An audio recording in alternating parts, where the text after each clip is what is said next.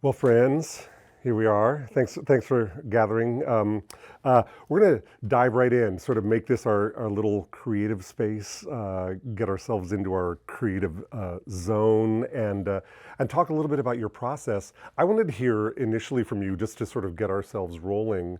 Um, if if at this point in your career, you're recollecting something from um, earlier in your career, or maybe even when you were in training, that has really stuck with you, that has been a help with you, or that you find yourself now passing on to younger artists? Uh, or I guess the another way of looking at that is, um, have you come across something in your professional career where you suddenly had an aha moment and said, I wish they would have told me this in training? Is anything like that jump out for you about either something that you're still carrying with you that has been foundational for you, or something that you discovered along the way that you found really helpful? Well, for me, I think those are two separate questions. The first question is there something that I've carried with me through my artistic journey? And the answer is certainly yes. And what comes to mind is I had a voice teacher in grad school who would always say to us in class, and not that it had anything particularly to do with the lesson of that day, but he would just interject it periodically. He would always say, "You are enough." And in my 20s, being a young, confident, ambitious, um, in some ways arrogant actor who had, I know what I'm doing, and, I'm going to take the world by storm. I was like, what are you saying this for? I know I'm enough. But as I got into my career and started encountering other artists who are dynamic in all their ways, and encountering roles that challenged me in ways that I couldn't foresee, the impact and meaning of what he was saying and why he was saying it became more important. Of reminding myself that Corey is enough to play um, King John, when, seeing myself in 10th century, 11th century England was a stretch for me. Corey Jones is enough to play Max in The Sound of Music, a Nazi sympathizer. Corey Jones is enough to play a Western cowboy who's a gunslinger, who doesn't say a whole lot, but is carrying a lot into the world that we find in this production. And as I began to stretch myself artistically and encounter these challenges, it became important to remember to bring myself, my true authentic self, to the work, and that would be enough and a great place to start. And it seems simple in the hearing it and a sort of the sense of it, but it is a challenging thing to do as you go on the road of our careers, of reminding yourself and keeping yourself encouraged that you are the right person for the moment and for the role. So I would say that that's something I've carried with me. Yeah, I mean that's great. I think that's a great answer to that question. For me, particularly being down here on this project, which has just been an amazing opportunity for me in many, many, many ways. But because you've given me the opportunity to do so many different things, I'm not just an actor, I'm a movement director, I'm a fight director. I was teaching the conservatory students some fight training.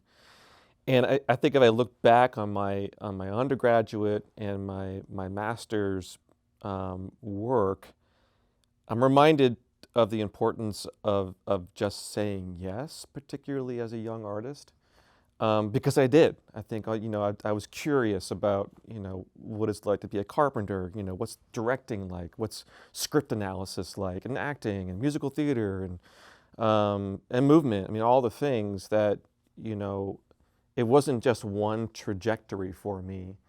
Um, and oftentimes you can forget about that, right? You get so focused on what you're doing during the day, and I'm an administrator and artistic director, and so I can lose sight easily of the work that I've done throughout my career.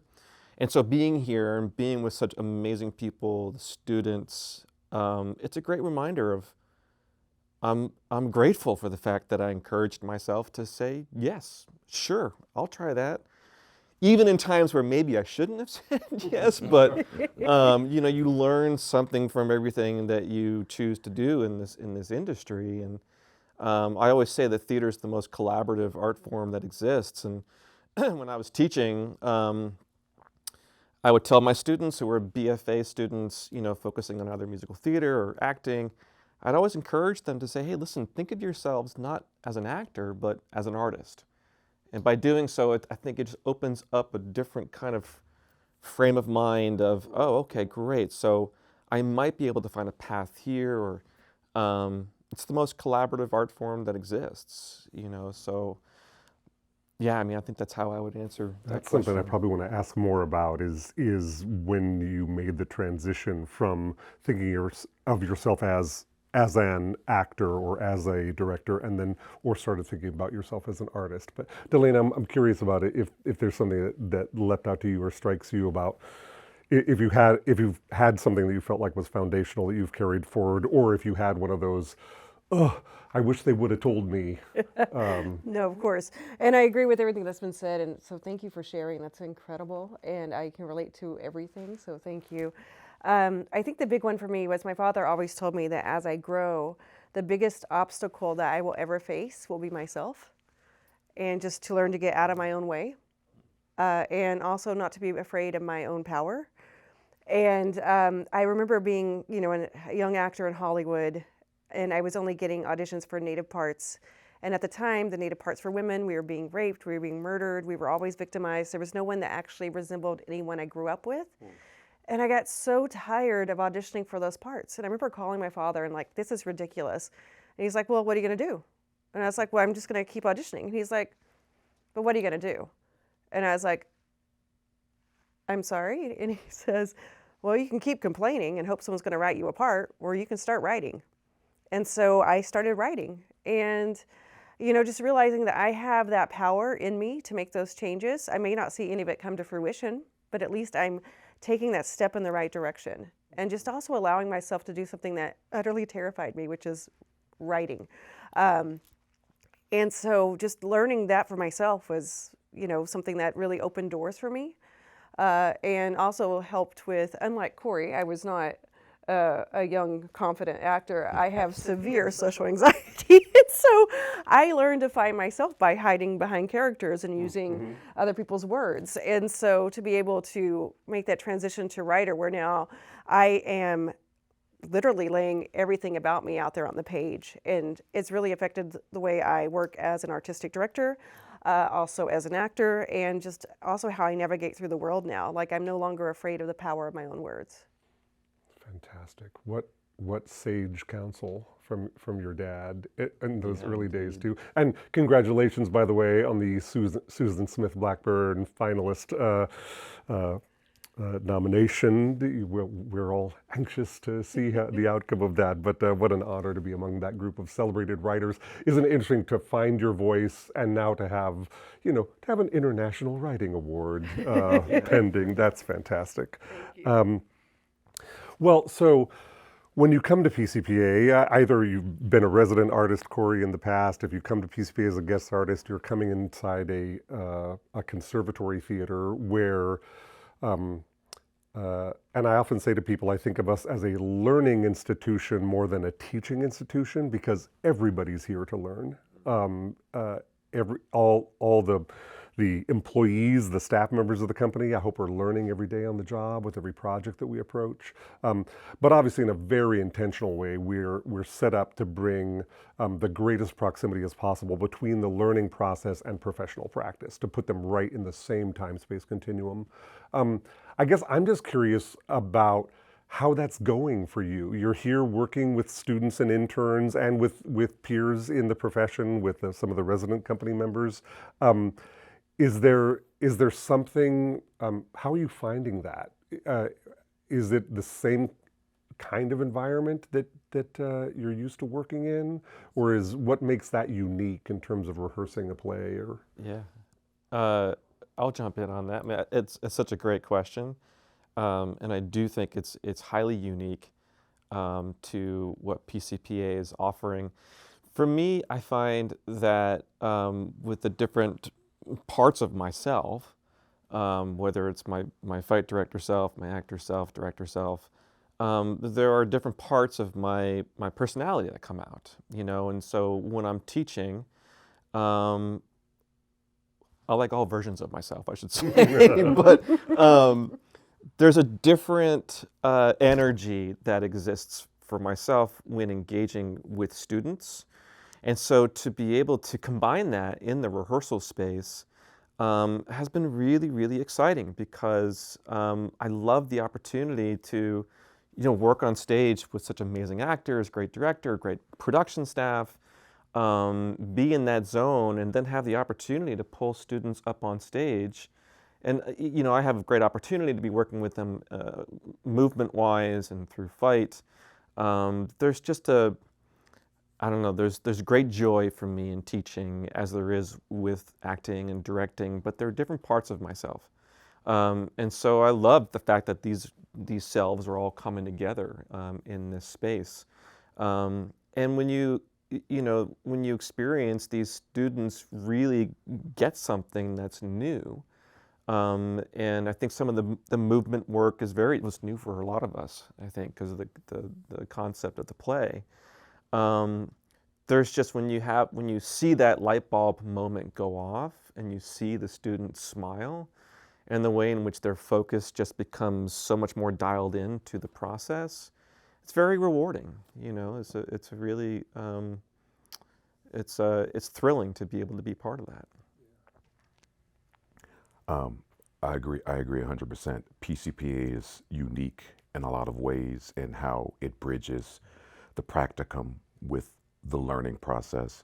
And I love what you said about how everyone's learning, because I found during my time here, what was the biggest surprise for me being a teaching artist was how much I was learning from my students, watching them go through their process, but how they held me accountable to my own process.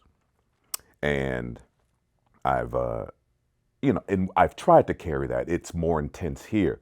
But I will say that, being in process in the room, the moment we got started, even though I was cognizant that we were in a teaching institution and a learning institution, it was about, we've got to get the show up in the time we've got, and there's work to do. And I almost sort of like, the students in the room are artists alongside me, and we're building this thing together. And for me, the way I like to work is I'm very much investigating why are we saying what we're saying when we're saying it, and posing those questions in the moment of like, I'm saying these words, but I don't understand what's behind it. And so I come in with a lot of questions of like, what's happening here? And, I forgot that, this process of building characters is new to some of our students who are in the show. And one of them stopped me on the break and said, hey, this question you asked about, I'm saying these words, but I don't understand why I'm saying them. Like, why, where did that come from? And I was reminded, like, oh, that's right. Like, we as artists and actors, sometimes we don't know, we're not always taught how to ask the question of these words that this playwright has written for us. How do I activate them in a way that's in the moment, genuine and authentic? And that's something that I'm like, oh, that's right. I'm in the moment where I didn't have that brought to me when I was a student. And so I'm reminded, like, oh, these students are getting access to things that, is I think a credit to PCPA. Yeah. And to this process. Yeah. Kind of pulling things that could remain an academic or esoteric concept, that you might hear in a lecture or read in a book, right, or in a text or study in the studio, but of course how much more dynamic to say, let me watch a seasoned artist wrestle with a great Karen Zacarías script, and try and and carve the way in. Yeah. And I feel like, don't you feel though like that some of the best thing that you can model or mentor a young artist through is the unknown, is that you, because they're going to say, well, it's DeLanna Studi. She obviously has all the answers. Yeah, I mean, you know, this and to some degree, disabusing ourselves of this notion that, you know, that you come in with some pre-packaged artistry, you know, that you're a more advanced inquirer. But even that, you know, teaching or not even teaching, but just working alongside younger artists, you know, as you inquire into a project is really I exciting. love what you said. Like, you're right. Like, being not afraid to fail in front of your fellow artists, because although we do our research and, you know, we do our homework on some of this, you still come in with a ton of questions and you don't have all the answers. And so feeling the confidence to go, hey, this is not making sense to me, in the room, in front of everyone. You're right. Like, it can be daunting, and we don't always have that permission. And I do think as young artists, we sometimes look at older artists and go, they have all the answers. And that is not the case. If anything, the older you get, the less you know. You know, you come in with a bunch of stuff, you go, I got 20 options, how do we find the best one? You know? Oh, I call it the luxury of failure, because for a lot of people of color, we never got the opportunity to have the luxury to fail because, you know, speaking as a Native artist, playwright, actor, if one person goes up and does a terrible production, no one will do another Native play for at least 10 years. You know, it's one person can really just bring it down for everybody. And we don't get that luxury to fail. We have to show up 110%. And so anytime I get to be in a room like this, where I have that luxury of failing, and also not just of failing, but being able to show up and try again and fail again and try again and fail again, try again, and actually have someone say, actually, can you try it this way? You know, just that's something that's not often afforded to me. And to be able to be in this environment where we get to not only model that, you know, we get to show, you know, the students that resilience of, okay, I'm going to take this note. It may not be the note I initially wanted to try, but I'm going to give it a shot. I'm going to commit to it. And by God, it's probably going to blow my mind because I didn't think of it. Yeah. And just, I don't know, there's something about being at PCPA, and full transparency, I did not go to school to be an artist. I went to school to be an architectural engineer. This whole experience is so new to me, like being in a teaching environment like this. This is not who I am. It's not how I grew up. And so to show up in this room was a bit intimidating, I won't lie. I was very like, I don't belong here. I didn't go to school for this. They probably know more than I do. And they do, let's be very clear. And just going into the room and just seeing the energy and the excitement and how, like, it's almost like being a rock star. I feel like they just, anytime that I will watch, you know, my fellow castmates up on stage, I will look around the room and everyone's like leaning in, like, what's going to happen next? Like, they're so invested in what we're doing. It's just, it's really inspiring, and it makes me want to be better. And also in a weird way, especially with the world that we're in right now, I find that, especially with what's going on, that the way I'm getting hope is by showing up to the rehearsal room and seeing what these young people are bringing. And it gives me, I don't know, it gives me energy, but it also allows us, you know, like I said, the luxury of failure, because it's something we need to instill in people, that it's okay. Like, life is not, you're not going to be perfect 100% of the time. You have to give yourself that break. I mean, Mark Twain, I use his quote all the time in the rehearsal space, that failure is not fatal. You know, we're always going to be gaining something from it. But it feels like it's going to be. Well, yeah, in the moment you're like, oh no, yeah. It's so true. But I love it. It's like, you know, for my process, particularly with movement and fight work, I cannot be prescriptive. Do you know what I mean? Meaning that it's hard for me to sit at home and map out what it is that I'm going to do. And there have been great moments in this process, particularly with the movement, with the 4 ensemble actors, where we're creating gestures, right, in the space and as part of the movement, and something's not working in terms of what I imagined. And so it's a great question to the actors and saying, what do you guys think? Like, what are you feeling in this moment? You know, can you think of a gesture that would make sense to you?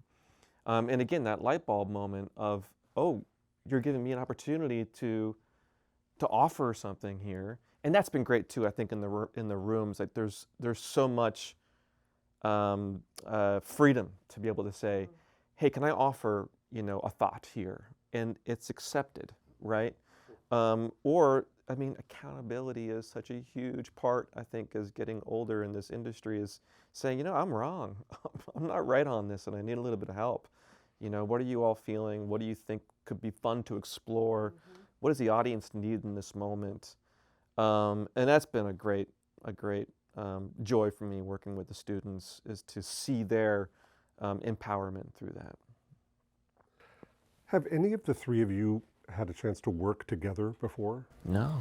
First time. Yeah, First time. Yeah, we know some similar folks, but Yeah, I mean, our world is very small. Yeah. I think DeLanna and I I think we met 16 years ago or something like that, but it's been a very long time ago, and we worked together for a while, about a while ago. But I'm sort of curious about this might be putting you on the spot, but you're getting to work together. Take a second to brag on one another. Like what's going well, or what are you finding inspiring or fun about having some new folks to work with in this process? I'll piggyback on what Kevin was saying about how he has the freedom and has allowed himself to carve something in the room.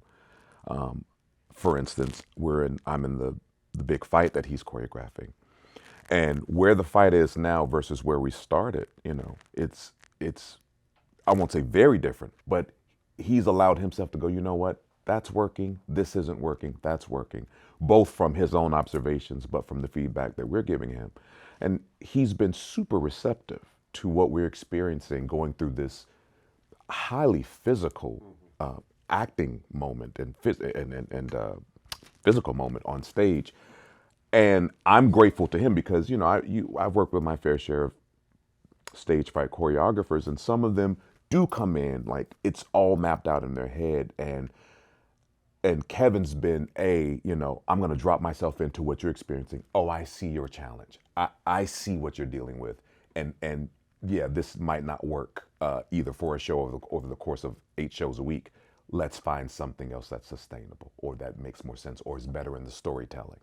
And so I just applaud his approach as a movement fight choreographer of being just super receptive to what we're experiencing through the course of the play. I appreciate that, man. Thanks, dude. Thanks. I mean, for me, it's just the generosity. I mean, to be able to work with Corey in this capacity, both as an actor on stage, because we confront each other. Well, both characters. Ernie has a moment. Yeah. Ernie's got a different opinion, and obviously Stark Wilson has a different opinion. But to be able to be so ultra present with an actor in space, the way in which Corey's focus is so dialed in every part of his process, and not just how dialed in he is professionally, but also just his ability to be, I'm Corey Jones, this is who I am in the space, and we have fun. We laugh quite a bit. There's a lot of joy in this. In the same way that DeLanna and I, we worked together on this really fun knife throwing moment. I won't give away the magic on it, but to immediately discover her athleticism through that gesture that we're incorporating has been a great joy. I don't know, time is short, right? The rehearsals can be super short, and I had a great teacher when I was in college because I took everything so seriously all the time, and I probably still do in many ways, but he'd be like, Kevin, we're doing a play. We're putting together a play. Like, have a good time. And that's what this has been for me. I'm having a great time with my colleagues in a very professional way and a very social way as well. And it's a great reminder as to make a lot of sacrifices to do what we do. So when you have that kind of reciprocity and authenticity, it's a blast. Mm-hmm. And then I'll add on to that for me, since once again, I didn't go to school for this. To me, this is my master's class. I get to sit in this room full of amazing people, and every day I learn something new. Every day I'm in awe. I'm just always blown away by the artistry and the kindness, the generosity, and the compassion. The play is it has a lot of heavy things that happen in it. And to see how everyone takes care of each other in the room is just, it's really beautiful, and it's inspiring the way I want to work in the future. And also, you know, the fight scenes, let's be clear. I mean, those are, I don't know how you do it, because it's These guys nonstop. It is nonstop, and it's so beautiful to watch.